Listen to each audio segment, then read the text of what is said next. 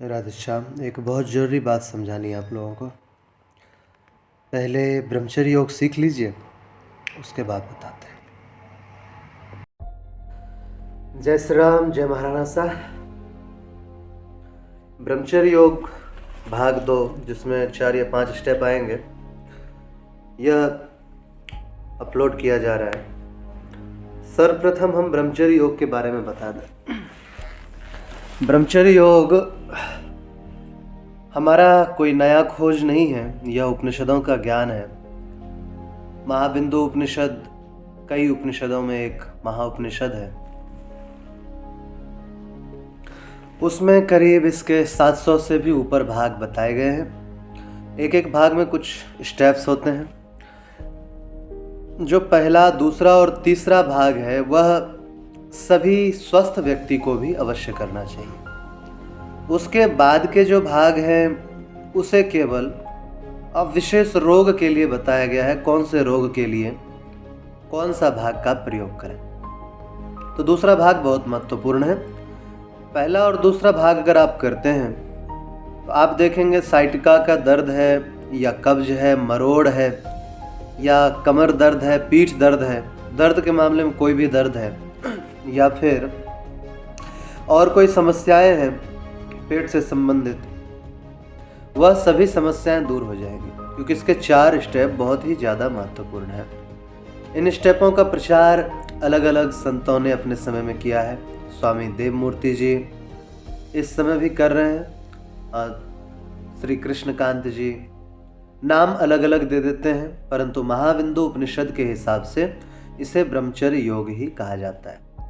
पहला भाग आप लोग ग्रुप में देख लीजिएगा, दूसरा भाग अब अपलोड किया जा रहा है। तो दूसरे भाग में इसके बारे में हम बाद में बताएंगे, पहले कुछ स्टेप्स कर लें ताकि आप लोगों को समझ में आए। दूसरे भाग में सर्वप्रथम बिल्कुल सीधा लेट जाया जाता है। सीधा लेटिए, बिल्कुल सीधा, थोड़ा सा पीछे नीचे करेंगे। आप लोग भी थोड़ा सा और नीचे करेंगे, क्योंकि हाथ पीछे की ओर जाना है।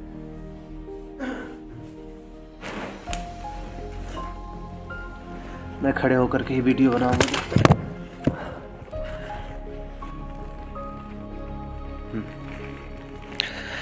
तो इसमें करना क्या है, करना ये होता है कि हाथ को ऊपर की ओर रखिए, सिर से ऊपर की ओर हाथ रखिए, और हाथों को भी ऊपर की ओर खींचना है और दोनों पंजों को भी ऊपर की ओर खींचना है। ऐसे करना है, ऊपर की ओर, दोनों पंजों को ऊपर की ओर खींचना। अबे इसे उठाना नहीं है, कंगारू नहीं बनना है। हाथ को ऊपर की ओर खींचो और पंजों को भी ऊपर की ओर खींचो, ऊपर की ओर, जोर से, बहुत तेजी से ऊपर की ओर महाराज जी, ऊपर की ओर, जोर से ऊपर की ओर खींचना है। हाथ को भी और पैर को भी बहुत जोर से खींचना है। ज़्यादा से ज़्यादा 10 सेकेंड, उससे ज़्यादा नहीं खींचना है। उसके बाद ठीक विपरीत स्थिति, हाथ को नीचे कीजिए और पैरों को भी नीचे, पंजों को भी नीचे की ओर खींचना और हाथ को भी जोर से नीचे की ओर खींचना है, बहुत जोर से।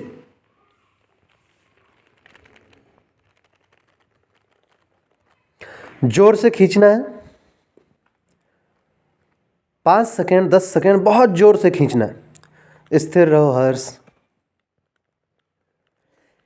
फिर से विपरीत स्थिति करनी है। हाथ को ऊपर ले जाइए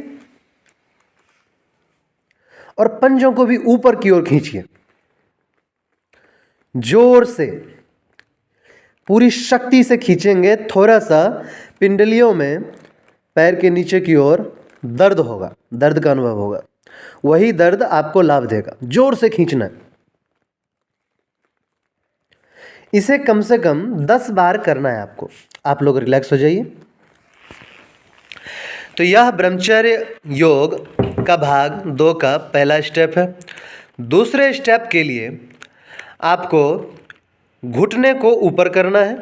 घुटना ऊपर कीजिए, हाँ, इस तरह। थोड़ा थोड़ा गैप दे दीजिए अपने बीच में, घुटनों के बीच में नहीं, अपने बीच में। थोड़ा थोड़ा इधर उधर हो जाइए। अब क्या करना है इसमें, दोनों घुटने बाएं की ओर, बाएं और नीचे, और सिर दाएं और नीचे, पूरी तरह से नीचे। हाँ, ठीक इसकी विपरीत स्थिति, घुटना दाईं ओर नीचे और सिर बाईं ओर। दूसरी ओर भी करो। घुटनों को पहले ऊपर, हर्ष ऊपर करो, हर्ष ऊपर करो, पैरों को ऊपर करो पहले। ओए पैर के ऊपर पैर नहीं। अब इस तरह। अब इसी स्थिति को तेजी से करो, 2-2, 3-3 सेकंड रुक करके। हाथ साधारण रखो। बस दूसरी स्थिति।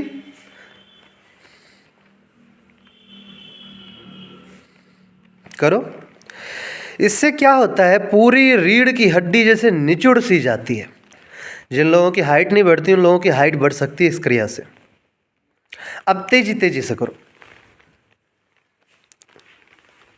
स्पीड से दोनों ओर। जिधर सिर होगा पैर दूसरी तरफ, जिधर पैर होगा सिर दूसरी तरफ। इसको कम से कम 5 मिनट करना है। चलिए आप लोग विराम ले लीजिए। ये इसकी दूसरी स्थिति। अब आप लोग पालथी मोड़ करके बैठ जाइए।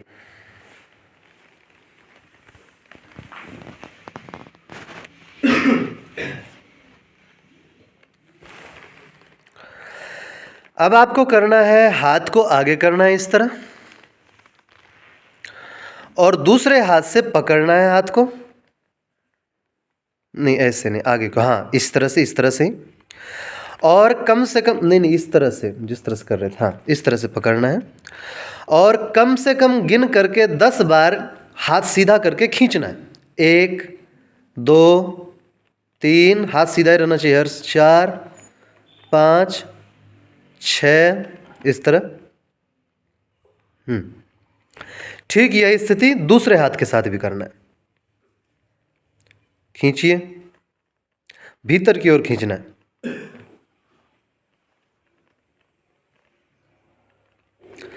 अब यही स्थिति तेजी से करना है। दूसरे हाथ को लीजिए, तेजी से। विक्रम हाथ सीधा रहना चाहिए, हाथ नहीं हिलना है। हाँ, केवल पंजा खींचना है दोनों हाथों का।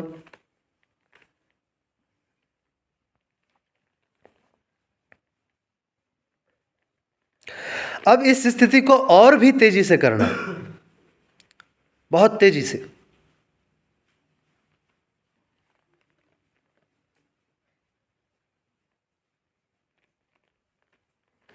दोनों हाथों को। ये हो गया आपका तीसरा स्टेप। कम से कम इसको 5 मिनट दोहराना है, 5 मिनट कम से कम इसको निभाना है। अब चौथा स्टेप के लिए आप लोगों को चाहिए या तो एक लोटा या कोई भी चीज़, उसमें जल चाहिए, तो ले आए, बेहतर रहेगा। जैसे गाय को दूहते हैं उस टाइप से जीभ में पहले तेल लगाइए। कोई सा भी तेल लगा सकते हैं आप, सरसों का लगा सकते हैं, चाहे कोई और चीज़ लगा सकते हैं। तेल लगा लीजिए, जीभ के अंदर बाहर लगा लीजिए तेल। दोनों हाथ से पकड़िए जीभ को जैसे पकड़ते हैं, और जीभ को खींचिए नीचे की ओर। थोड़ा सा पेन होगा, दर्द होगा। करिए उमेश जी महाराज, आप करेंगे, बाकी सब करेंगे देख के। हो गया बाबा।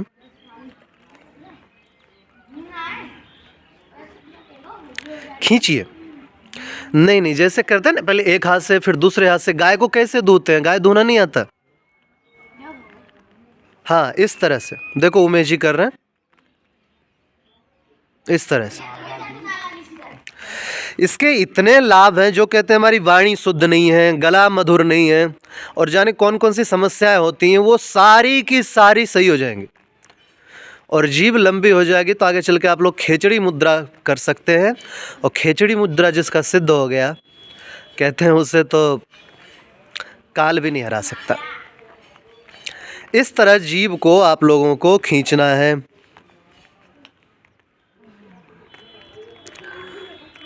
भले ही थोड़ा सा दर्द हो, लेकिन तेजी से खींचना है। आप लोग देखोगे, तेजी से मतलब स्पीड नहीं बढ़ानी है, तेजी से मतलब ये है कि थोड़ा दम लगा के।